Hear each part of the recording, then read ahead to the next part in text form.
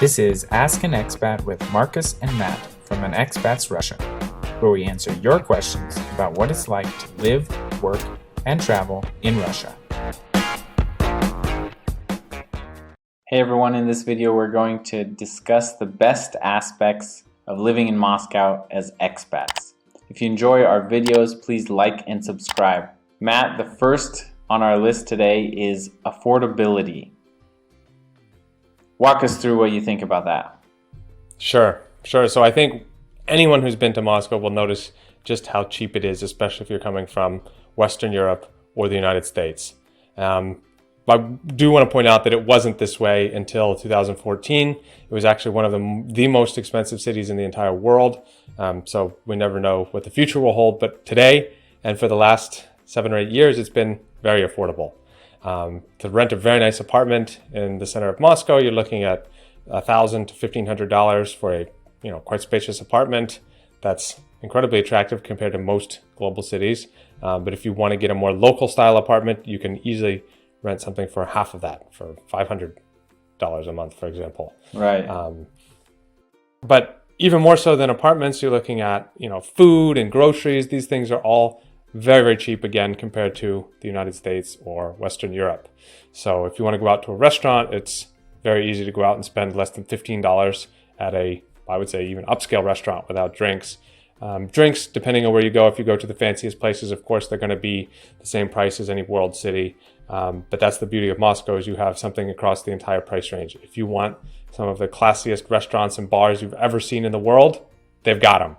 If you want to eat at a stolovaya, or I guess cafeteria is the best translation, then you can eat for, $3 or $4, maybe even less, depending on what part of Moscow you're in.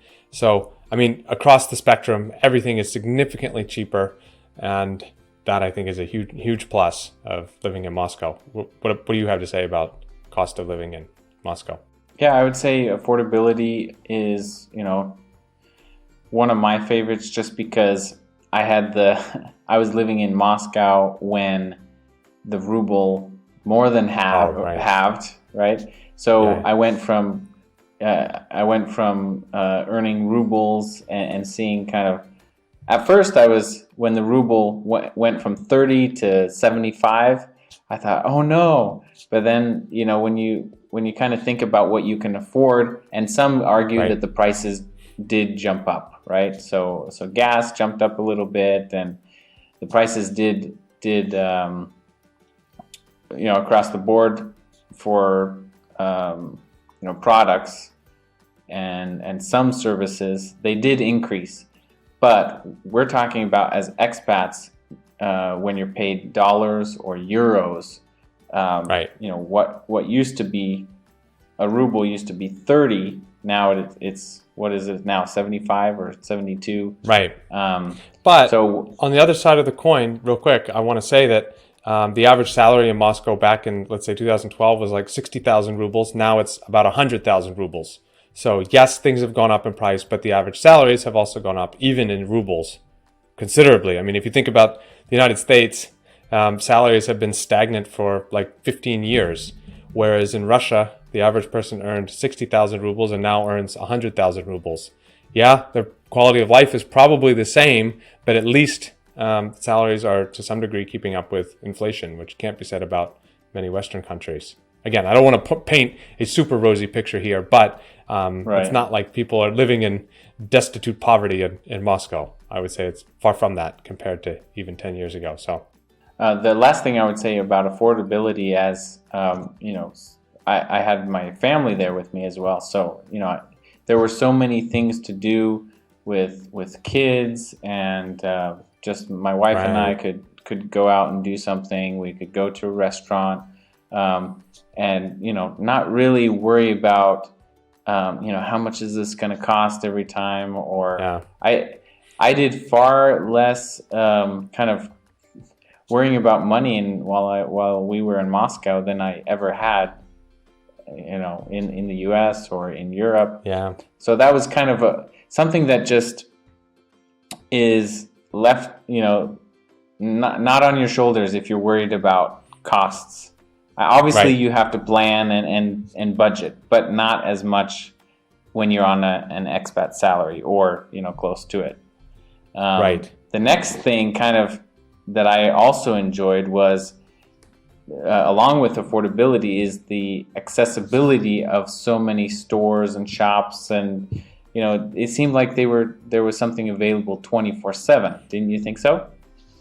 Yeah, I would say most stores were open till at least 11 p.m. I mean, even the shopping mall was open till 11 p.m., sometimes even later. Like the big major stores, some of them were 24 hours. I think Auchan at some of the bigger shopping centers was open 24/7, which is very different than the United States, where it drives my wife nuts. The shopping mall, we hardly ever go, but if you wanted to go, on the weekend it closes at 6 o'clock. Yeah. In Houston, a massive city, the shopping mall closes at 6 p.m. And lots of stores since COVID have reduced their hours significantly. And many stores that were once 24 hours, like Walmart, are no longer 24 hours. And I wonder if they'll actually go back to that. But in Moscow, even restaurants here, it's not uncommon for a restaurant to close at 7:30 or 8 p.m. on a weekday. Mm-hmm. I mean, in Moscow, if you close at 7:30 or 8 p.m., you won't even get any customers because everyone's coming in at 7:30 or 8 p.m. That's like the height probably of dinner time for most Russians. And so I really enjoyed being able to go to a restaurant any time of the day, go out with friends, go to a restaurant, and then go to a bar. Lots of things to do. And it was always open, and you never had to think like, oh, are they going to be open? Are they going to close? So that huge positive of living in Moscow was just everything was open. But it seemed like all the time. And the best part was when you live in a apartment building, you go downstairs and there's all kinds of little shops, to get miscellaneous products. You're not going to go grocery shopping all the time at the little продуктовый magazine on the first floor, but it was always there, and it was open 24 hours a day. If you forgot something, you could go and get it. The pharmacies are always open too. To put things into perspective, I remember on numerous occasions, so I'd go on kind of the Avito, the Craigslist of, I guess it's much better than Craigslist, but where you would buy things or buy and sell things to other individuals. I remember asking people, hey, I'd like to buy this, can I come pick it up? And a lot of people would say, yeah, anytime after 9:30 or 10 or something like that. And that was great because I wouldn't have to be stuck in traffic. And, you buy, I bought a car seat or something, and, as my kids grew. But another one was IKEA was open on the weekends till like 2 a.m. And so, being in a big city, you don't, obviously traffic is horrendous at rush hour. And so I would just say, Friday night, if I had to go do something, if possible, I'd wait till the traffic was, had passed at like 8 p.m. Fridays, or closer to 9, and then I'd go at 11 or 12, pick up what I need to pick up, and I didn't have to get stuck in traffic. So yeah, you have the traffic, but you also have the 24/7 availability. Exactly.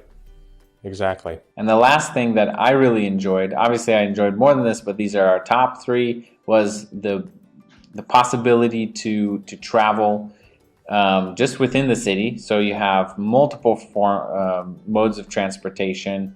Yes. Quite recently, besides taxi, tram, bus, car, metro, subway, geez.